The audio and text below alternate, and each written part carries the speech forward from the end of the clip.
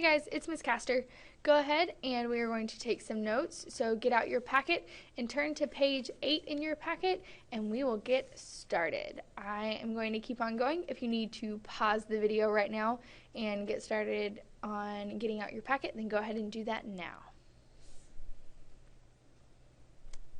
Alright, so on page 8 you have, not this, you have graphing linear functions, and you are given a point in the slope, and then you need to figure out how to graph the line from there. So we are going to start out with plotting the point of the ordered pair, and then we are going to use the rise over run to find the other ordered pairs for the slope.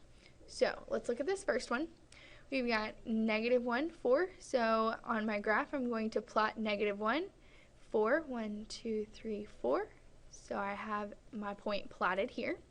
Now I'm going to do my slope, which is given to me as -2/3. Again, rise over run. So if it is a negative slope, I'm going to move down and then to the right. So from here, I'm going to move down 2. So I'm rising down 2, 1, 2. And then I'm running to the right 3. So that's 1, 2, 3. So there's 1 point. And now I'm going to do the exact same thing starting from this blue point. So I'm going to go down 2 and then to the right 3. 1, 2, 3.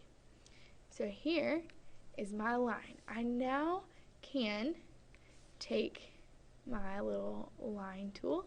Ooh, that's really big. Let's try again. We're going to make that a little bit more realistic, and we're going to draw my line. That's kind of it. Okay, so we're going to go ahead and do number 2 right here. So again, I plot my point, which is 2, 3.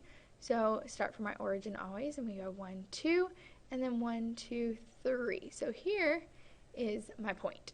Now my slope is 2.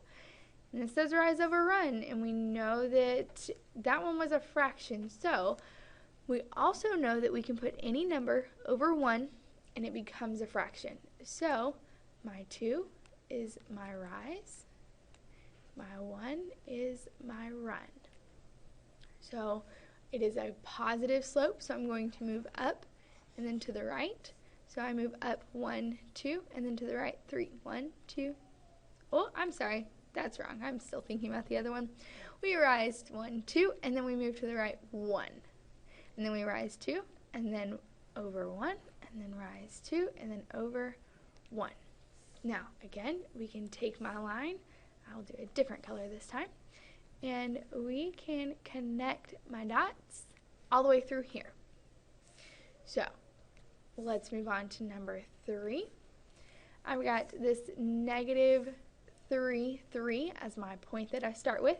So again, start with my origin. My x value is -3, so 1, 2, 3. Then my y is +3. 1, 2, 3. So I plot my first point, and then my slope is undefined. Let's remember when we did our arms and the positive and negative and no slope and then undefined. So remember, if you come to a mountain that you're skiing down and you come to an undefined slope, what happens? More than likely, you are going to die. So the reason why is because it's going to look more like this.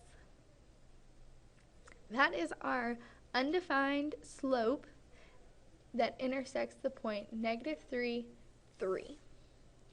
Now, we are going to take a look at the rest of these right here, number 4, 5, and 6. And you are going to do those. Oops, sorry. Let's try that again. Let's go back here. Okay, so for 4, 5, and 6, oh my goodness, it's not doing what I want it to do.